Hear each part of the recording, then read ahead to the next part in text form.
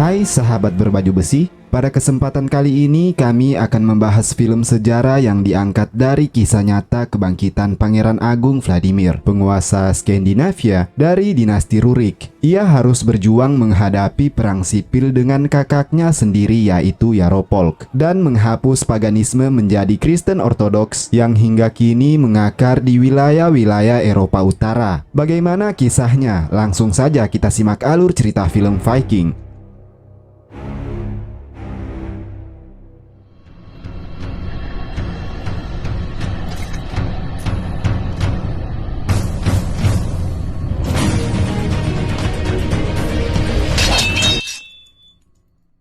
Pada tahun 977, dinasti Rurik memerintah Skandinavia dan menguasai jalur Varex sampai Yunani. Setelah kematian Sviatoslav I, ketiga putranya membagi kekuasaan. Putra pertama yaitu Yaropolk menguasai Kiev, putra kedua yaitu Oleg menguasai Drevliansk, sedang yang terakhir yaitu Vladimir menguasai Novgorod. Memasuki awal film, kita diperlihatkan sekelompok pemburu sedang mengejar seekor binatang untuk dijadikan makanan. Di tengah perburuan mereka, nampak kelompok lain telah bersiap di lokasi berbeda untuk mencegat binatang itu juga.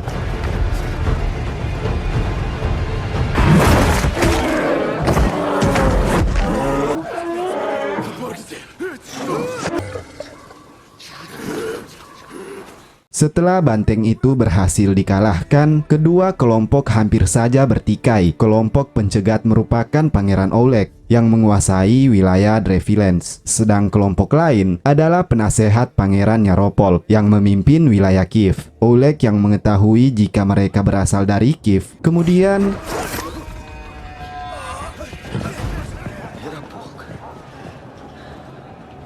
Pangeran Oleg berhadapan langsung dengan Yaropolk. Yaropolk menuntut kematian penasehatnya itu. Akan tetapi Oleg menimpali jika penasehatnya ingin merebut buruan mereka. Itu sebabnya ia membunuhnya. Yaropolk yang tidak terima kematian sang penasehat kemudian mengejar Oleg yang kabur menuju kerajaan Polotsk.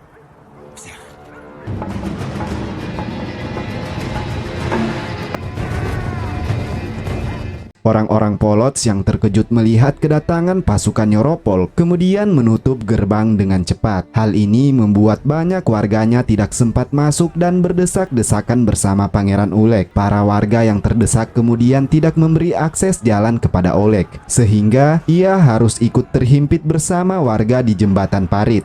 Ia lalu tak sengaja jatuh dari parit yang berisikan jebakan tombak kayu hingga akhirnya ia tewas.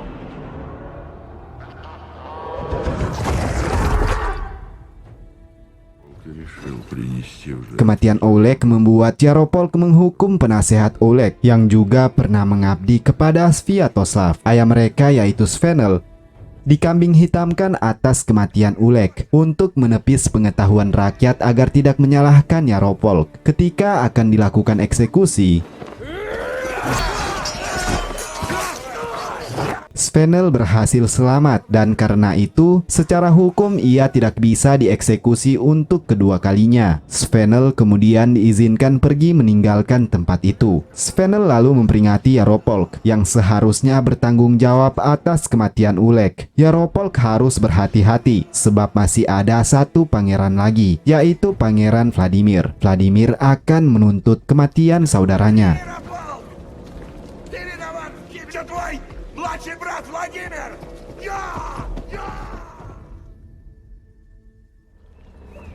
Selang beberapa waktu, diperlihatkan Vladimir bersama pasukan Varangia atau pasukan Viking berlayar menuju kerajaan Polotsk yang merupakan jalur agresinya untuk memerangi Yaropolk di Kiev.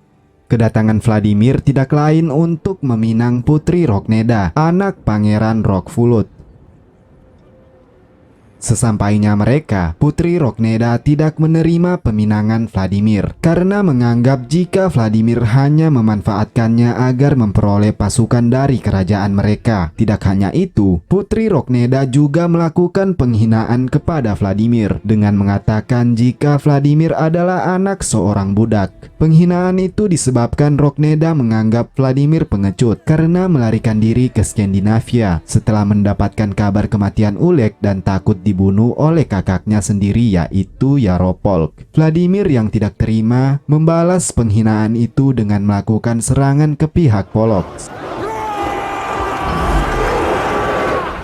Войной на старшего брата, великого князя Ярополка, а значит...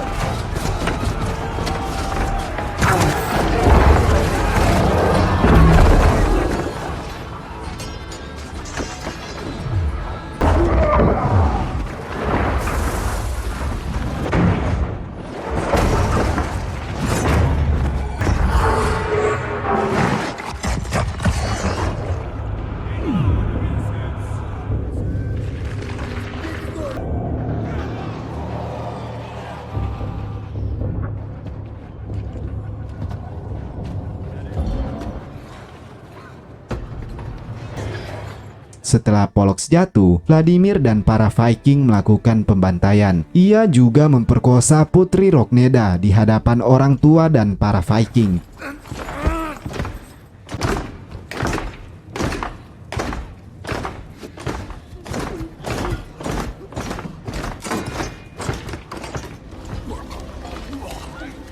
Vladimir yang baru saja melakukan tindakan tidak manusiawi kepada orang-orang Polok, kemudian merasa bersalah dan bertanggung jawab dengan menikahi Putri Rogneda, kemudian mengajaknya untuk ikut dalam agresi selanjutnya menuju kerajaan Kiev.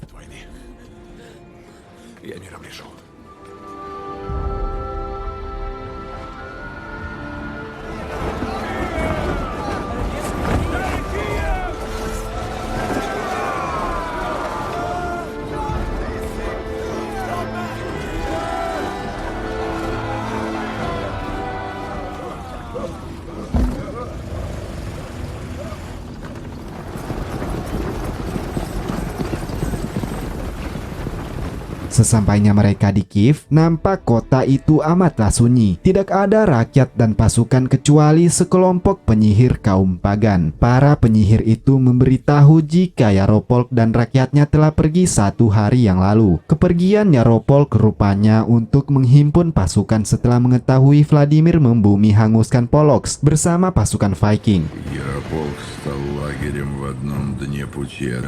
Посылал к нему людей, предлагая встретиться. Tak berselang lama, sekelompok prajurit Vladimir menemui orang-orang Yaropolk dan membawanya menemui Vladimir. Rupanya orang-orang Yaropolk itu salah satunya bernama Irina yang merupakan istri Yaropolk. Irina ingin dikirim kembali ke tempatnya di Korsun wilayah Bizantium sebab ia merupakan biarawati di sana. Ia ditemani oleh Uskup Anastasius dan salah satu prajurit Yaropolk bernama Blood. Di sini Blood terpaksa membocorkan informasi tentang Iriana demi keselamatan nyawanya, lalu mengabari jika istri Yaropolk itu sedang dalam kondisi hamil. Untuk itu Vladimir memanfaatkan situasi dengan menahan Iriana dan memaksa Yaropolk agar mau berunding dengannya.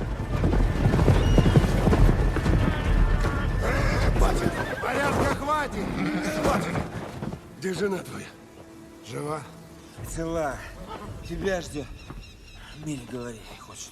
Туда ехать нельзя. Yaropolk yang mengetahui itu mau tidak mau harus menuju Kiev hanya dengan beberapa pengawal saja untuk menemui sang istri.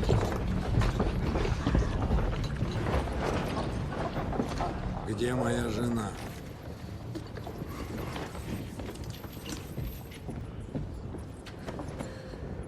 Sesampainya Yaropolk di Kiev, ia diizinkan membawa seorang pengawal saja untuk bertemu langsung dengan Vladimir. Setelah di dalam ruangan, dua pangeran ini pun bertemu langsung. Akan tetapi ketika hendak saling mendekat, seketika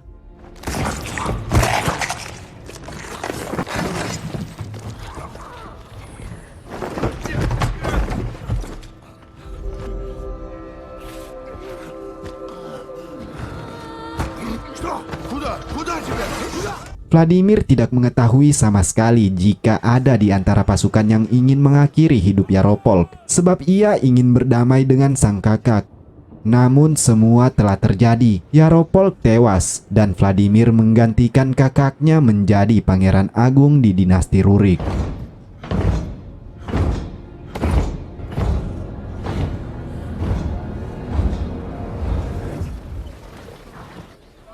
Погоди! Di sisi lain, rakyat Kiev yang sebelumnya pergi meninggalkan kota diizinkan untuk kembali ke Kiev sebab Vladimir Agung telah memaafkan semuanya dan tidak ingin melakukan serangan lagi. Sementara para petinggi yang melayani Yaropolk di bawah pimpinan Variasko tidak terima akan hal itu dan ingin melakukan pemberontakan kepada Vladimir. Dipenuhi rasa ingin balas dendam, Variasko melakukan ritual pemakaman diri agar ia kembali terlahir untuk melakukan pembalasan atas kematian tuan mereka.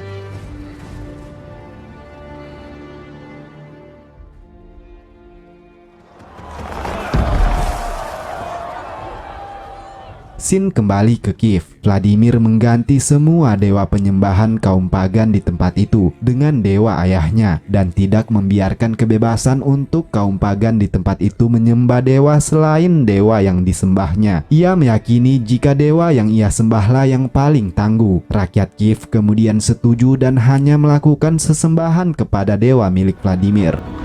Будьте со мной!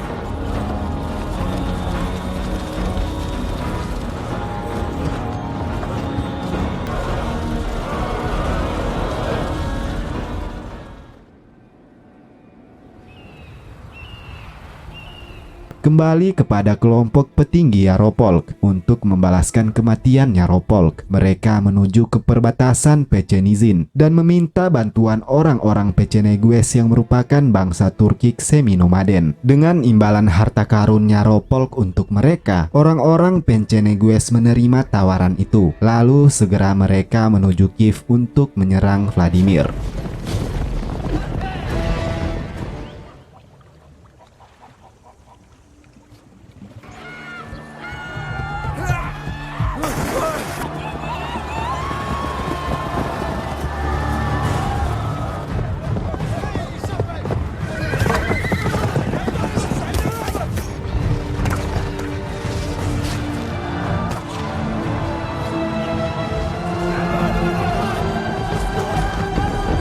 Чего ждешь?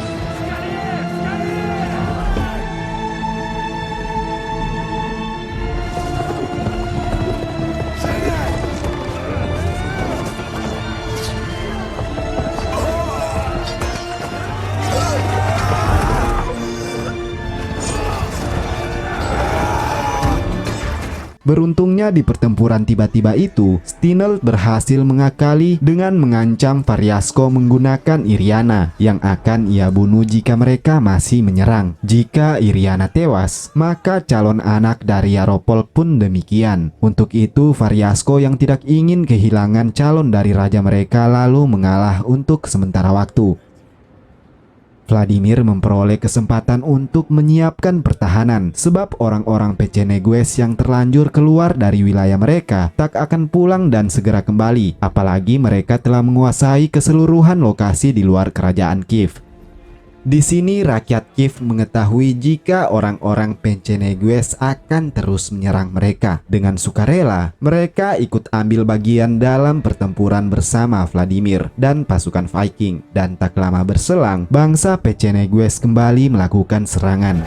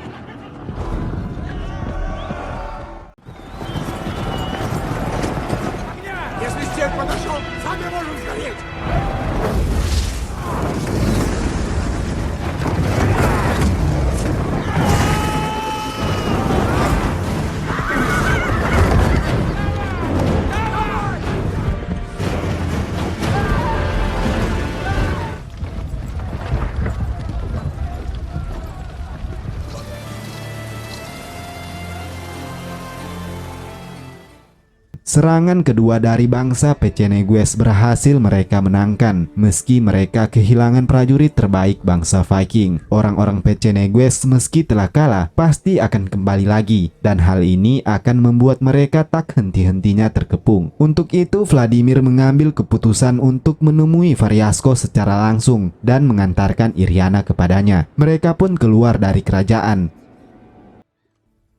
Sesampainya di pinggiran sungai, tempat para Pechenegues berkemah, Irina akhirnya kembali kepada Variasko. Akan tetapi, ketika mereka hendak kembali dari tempat itu, tiba-tiba bangsa Pechenegues menyerang mereka. Rupanya Variasko telah mengkhianati perjanjian.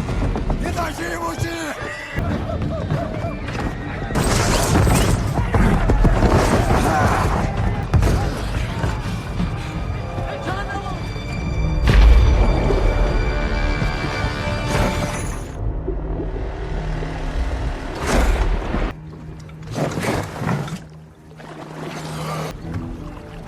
Вымысел! Setelah Vladimir terdesak di dalam air, seketika terdengar suara trompet yang menandai kedatangan pasukan Romawi Timur. Melihat kedatangan orang-orang Bizantium itu, bangsa Pechenegues memilih untuk mundur, sebab mereka tidak berkenan untuk menghadapi orang-orang Romawi. Vladimir akhirnya selamat.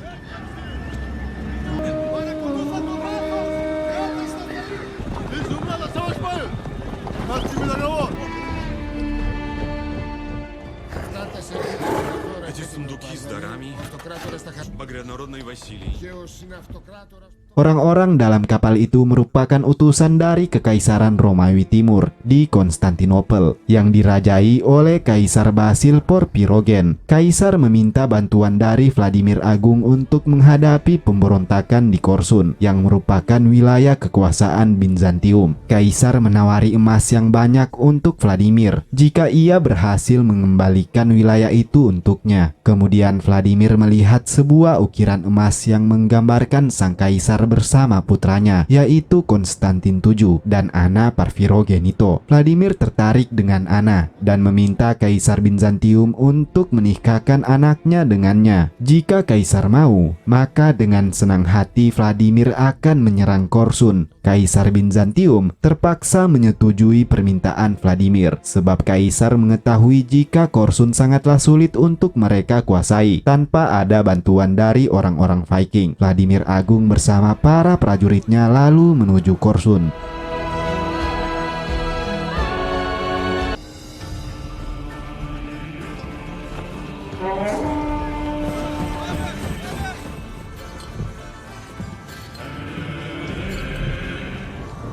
Να μεταφράσεις τι λένε. Sesampainya di Korsun, Vladimir memperingati agar mereka menyerah sebab ia tidak akan meninggalkan tempat itu sebelum menguasainya. Akan tetapi orang-orang Korsun tetap ingin bertahan. Vladimir pun melakukan pengepungan. Ваш город! Di tengah pengepungan berlangsung, Irina yang berada di dalam tembok kemudian membocorkan kelemahan kerajaan tersebut dengan memberitahu lokasi penyaluran air. Jika saluran itu berhasil mereka kuasai, maka kota akan hancur. Informasi dari Irina itu diketahui oleh Variasko. Variasko sejak awal ingin melindungi Irina, kemudian ia merasa dikhianati. Untuk itu, ia ingin membunuh Irina. Beruntungnya Irina segera bersembunyi. Variasko kemudian memanggil kembali orang-orang Pechenegues untuk mendatangi Vladimir di tempat penyaluran air. Он вымысел! Он раб! Sementara di tempat penyaluran air itu, prajurit Viking yang awalnya tidak ingin membantu karena belum memperoleh bayaran yang sesuai dari Vladimir, kemudian kembali datang ikut berperang bersama. Tidak lama berselang, Variasko datang bersama dengan pasukan Pechenegues dan pertempuran akhir segera terjadi.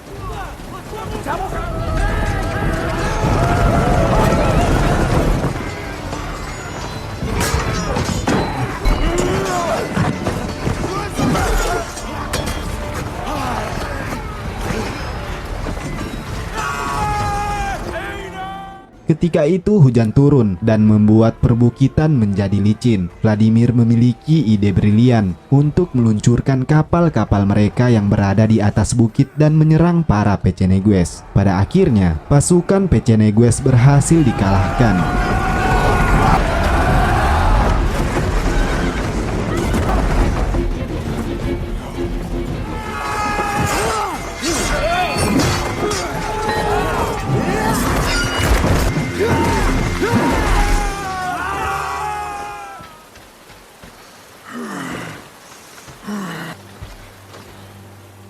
Kini Variasko tertangkap.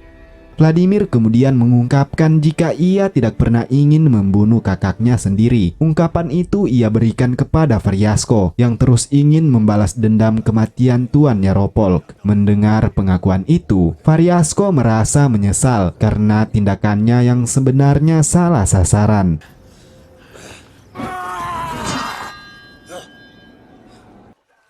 Sementara prajurit Vladimir berhasil menemukan sumber air yang dimaksud oleh Iriana. Dengan memperoleh sumber air itu, artinya mereka telah menang dalam pertempuran.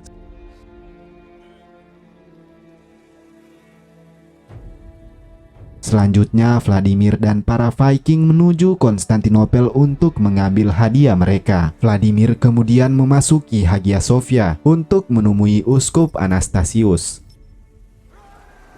Di dalam gereja itu, Vladimir kemudian menjalani baptis dan melakukan pengakuan dosa hingga ia bercucur air mata. Vladimir Agung kini meninggalkan agama pagan dan memeluk Kristen Ortodoks. Ia yang telah berpindah agama itu lalu mengajak masyarakat Kiev dan seluruh wilayah kekuasaannya untuk menjalani kristenisasi.